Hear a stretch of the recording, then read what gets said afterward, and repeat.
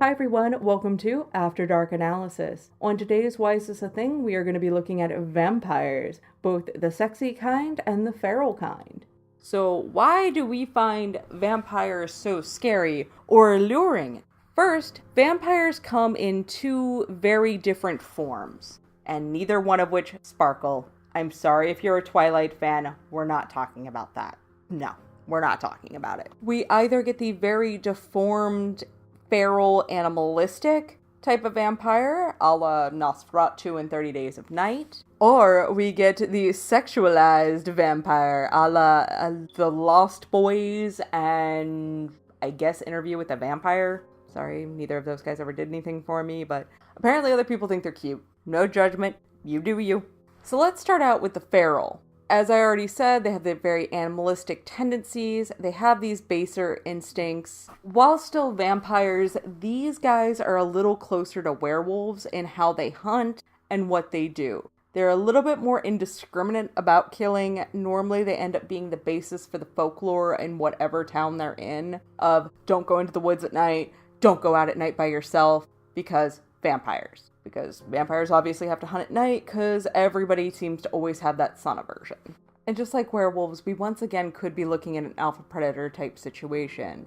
As long as it's dark, these things can hunt and move quickly and bite and tear apart, especially since they tend to be in packs. We actually see packs a little more with vampires being feral than we actually do with werewolves themselves.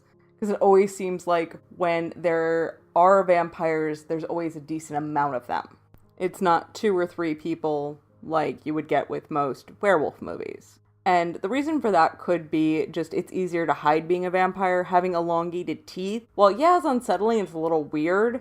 It's a lot easier to hide that than, hey, every full moon, I rip apart and become a literal animal. Since these feral vampires have already probably been cast out of society, possibly in the vampire hierarchy, or just society in general, they just become the honey badgers vampires. They don't give a shit. So they don't have to. They just tear people apart at night, and that's what they do all the livelong day. So we do have this idea of them becoming a new alpha predator. This alpha predator idea does continue on into the sexualized, more refined vampires. The reason for that is we normally see a vampire in some kind of public position or some kind of wealthy position. It does make sense for this because they've had all this time on Earth, because they're always immortal, to accumulate wealth, accumulate items. A lot of them kind of live off-grid, and people don't come to see them unless beckoned to, a la Dracula.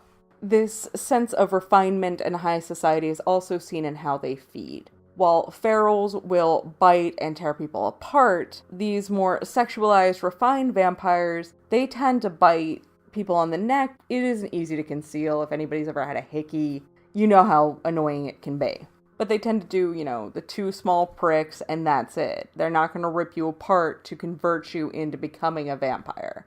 And they tend to want more vampires underneath of them. This raises their social standing and does make people somewhat dependent on them because there seems to be an intimate connection when you turn somebody into a vampire. This could be done, and it's amplified with the sexuality on where they tend to bite.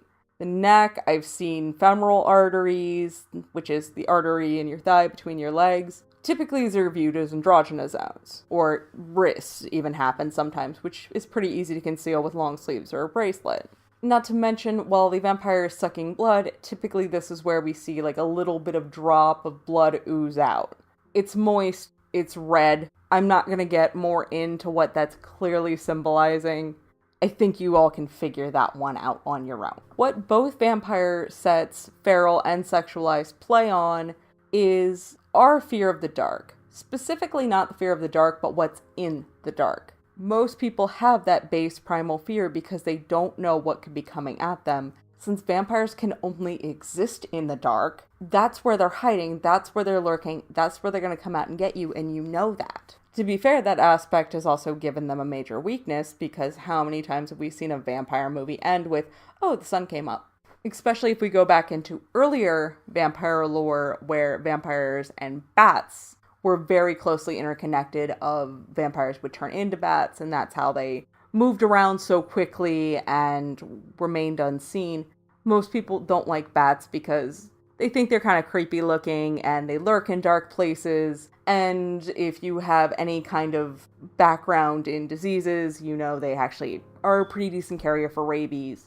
Even though bats eat mosquitoes, which is kind of awesome, but people tend not to like them. So really, we are taking a human being in those instances and turning them into this misunderstood but considered foul creature.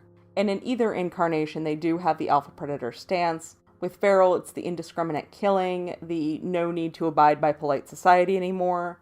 With the sexualized and more refined vampires, we get people having wealth and power, which puts them above people socially. But you can also turn people into vampires as well and have this bloodlust that can cause you to kill people, and that could turn you into something that could be a bigger killing machine.